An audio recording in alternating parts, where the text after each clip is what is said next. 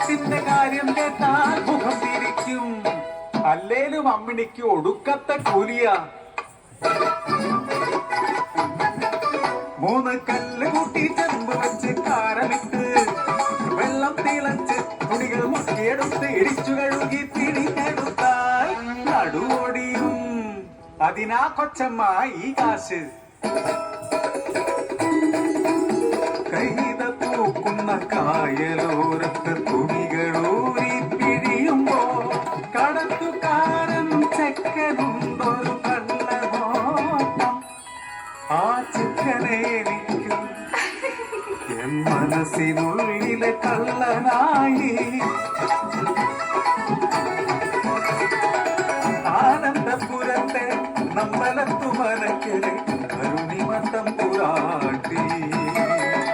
തറയ്ക്കലെ കാവിൽ വിളക്കിനു പോലും പടിപ്പുറയിറങ്ങാത്ത തമ്പുരാട്ടി.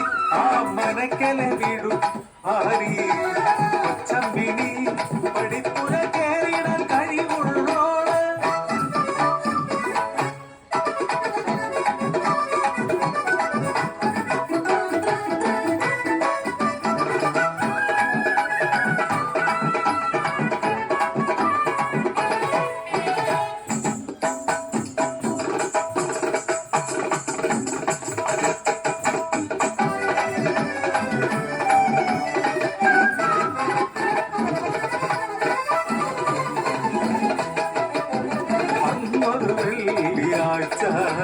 തറയ്ക്കൽ കാവില് തലപ്പൊടി നാളകൃതിയിൽ മനക്കരെ കോടി ഞാനും.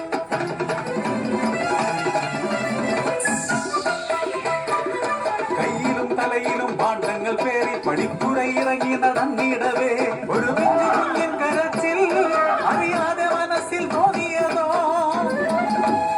തലയിലെ ഭാണ്ഡത്തിൽ എന്തോ അനങ്ങുന്നു. കാര്യമറിഞ്ഞു ഞാൻ തരിച്ചുപോയി. തിരികെയോടി ഞാൻ മനയ്ക്ക് ചെന്നു നിന്നപ്പോ കാത്തു നിൽക്കുന്നു ആത്മാര്. കണ്ടവന്റെ വിഴുപ്പും പേറി മനക്കിലേക്ക് വന്നിരിക്കുന്നു അശ്രീകരം.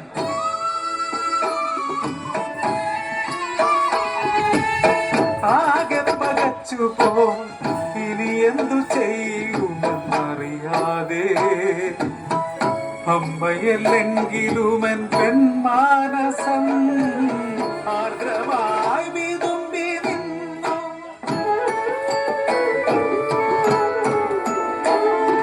പിഞ്ചു കുഞ്ഞിനെ കൈകളിലേറ്റി തല താഴ്ത്തി പടിപ്പുറയിറങ്ങി.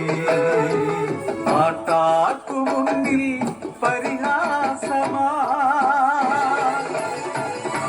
വീട്ടാർക്കു ഞാൻ തീരെ അപമാനമായി.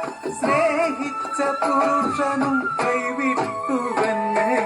കുഞ്ചു കുഞ്ഞിനെ ഞാനെന്തു ചെയ്യാൻ.